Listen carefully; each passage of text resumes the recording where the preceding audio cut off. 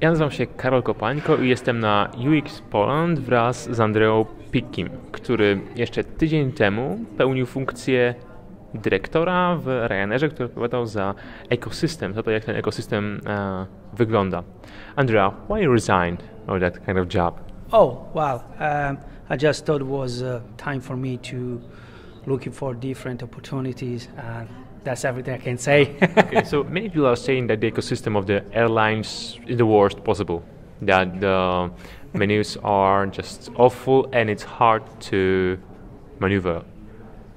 Why is that? Yeah, that's true. If you look at the airline market, basically they didn't change it probably since the 1960 or things like that. But they started to shift a little bit and look at the new technology in a different way because there was a bunch of low-cost company that started to use them. Like Ryanair.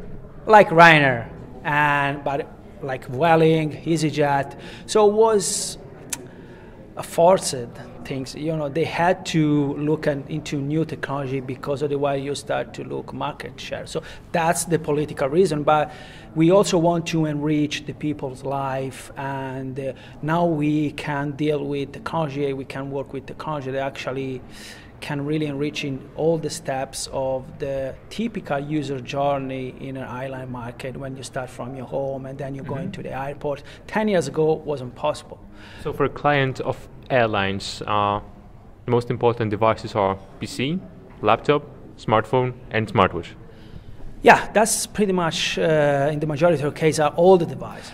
But the real difference is the context. When you use an application, you are pretty much never on your sofa. Sometimes happen, but in the majority of cases, you are walking, you are driving, don't do it.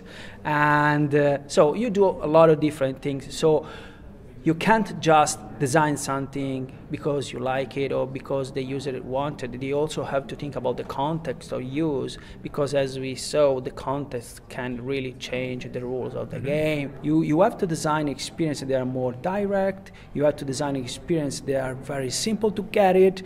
The people don't have time to learn about your application because maybe they are just crossing the street. They have to pay attention to the cars. I don't know, crazy things. And so that's the main difference. And the key message has to be straight. Yeah, they are very simple from a cognitive point of view. Straight, don't require too much cognitive resources. Yeah, too much research. But yeah, so you can really translate Dextom into mobile if you embrace this approach. So the ecosystem should look the same on each of the devices.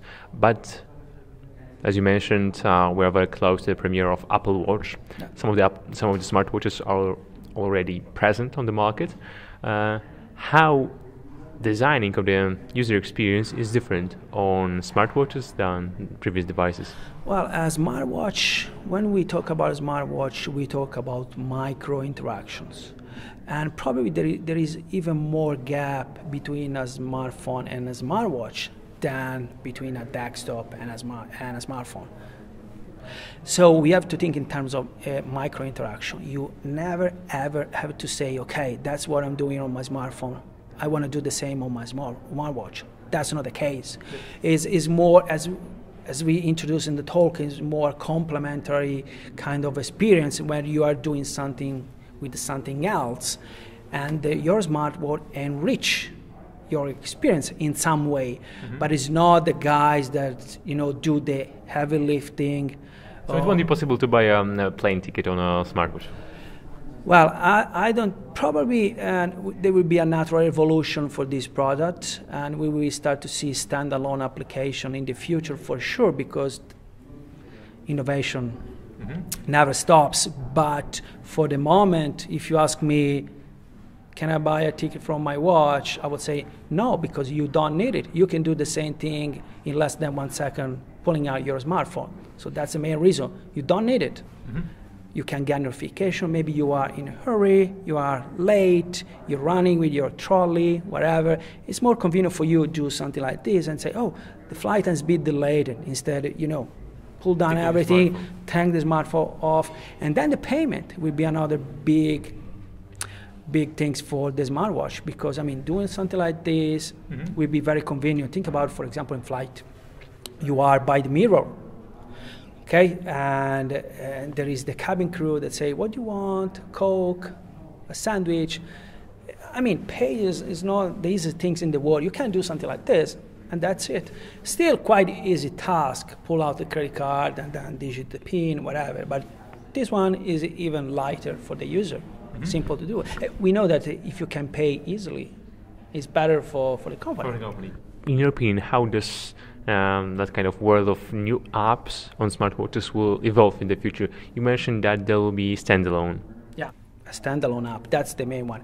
But the problem with the smartwatch is a new device. The people, honestly, they still don't know what the killer application will be. On Android, where there is a timeline, right? Of different events, of different notifications. Do you think that the interface of the that this is the ideal interface of the smartwatches? Well, you have to see this fact from the heritage of the companies. Apple is a truly believer in their ecosystem that is based on app, and this translates into an app focused experience. But this doesn't happen with Google, when we all know that Google Play, it's completely different experience. So they prefer to go for a timeline because they told that the people, they prefer to get all the notification in line, like Pebble. Pebble uses the same approach. So who is the winner? We still don't know because the market is still growing, and still even the designers are still trying to understand how to design for this new form factor. But I like both approaches. And do you have a smartwatch? Oh yeah. I have. I can't, as a fanboy, say that I have an Android device. I really like the Moto 360, and yeah, I really like it. Yeah. Okay. So thank you very much for your interview. Wam dziękuję bardzo za uwagę. Moim i Państwa gościem był Andrea Picchi. Thank you.